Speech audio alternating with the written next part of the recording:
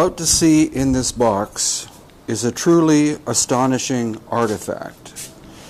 I've been studying the ancient Paracas culture of Peru and their elongated skulls for many years, but this one is truly incredible and very revealing.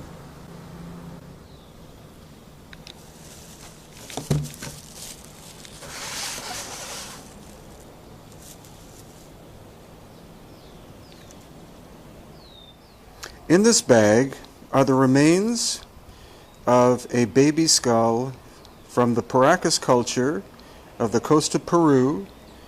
That culture existed between 800 BC and about 100 AD. It is an elongated skull, and estimates are that it was either a newborn baby or possibly 3 months old when it died.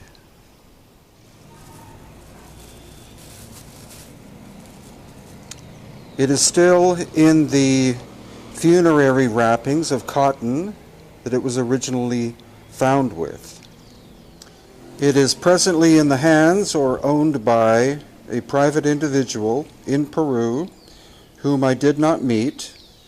I was shown this by a third-party person who wished me to be able to observe it for a few hours, because I am regarded as one of the world experts on the ancient culture known as the Paracas.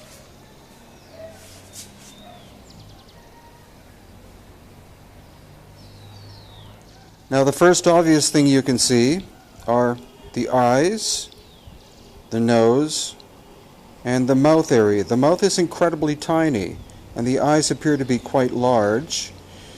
The most astonishing aspect of it, of course, is that if it died at childbirth or 3 months old, that it is at least twice the size of a normal Homo sapiens sapiens.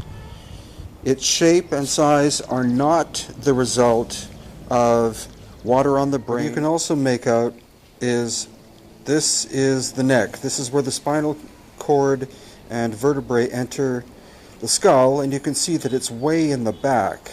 In a normal human, it's in the center. So that's a very curious point. Again, the eye is here, nose is there, tiny mouth somewhere here, and look at the overall shape of it. It's absolutely massive for a newborn to 3-month-old. Of course, another obvious characteristic is you see the hair. The hair is not black like Native Americans. The hair is a dark red, which is typical of the ancient Paracas culture of 2,000 plus years ago. They were naturally red-headed, which also could have meant that they had very light skin, because light skin and red hair go hand in hand. And then on the other side of the skull, again, here's the eye, the left eye, a very tiny nose, very small mouth. It would be an excellent candidate for DNA testing, if that is possible. Again, the owner is someone who does not want his name listed, and as strange as it sounds, pre-Columbian artifacts on the coast of Peru, in this area south of Lima, are very common. Many people have them in their houses, and in general, the government of Peru does not seem to mind that. What they do not accept is the exportation of ancient pre-Columbian artifacts. And so do not even bother trying to inquire whether this piece is for sale or not, because it is heavily prohibited to export pre-Columbian artifacts of any kind, including obviously a human skull, out of the nation, the Republic of Peru. And here we have a frontal view.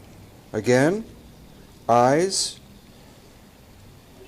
and you see the red hair, and you see the overall shape of the skull.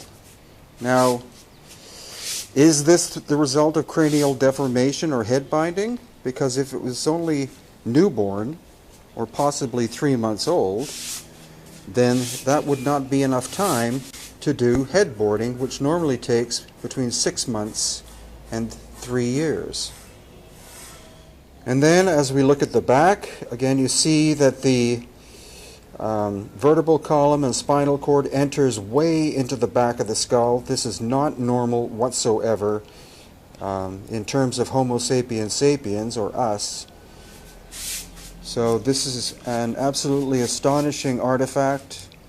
You can see that the bone is very, very thin, so that indicates again a very young individual. You can see some of the original textile still attached, and sand and things like that.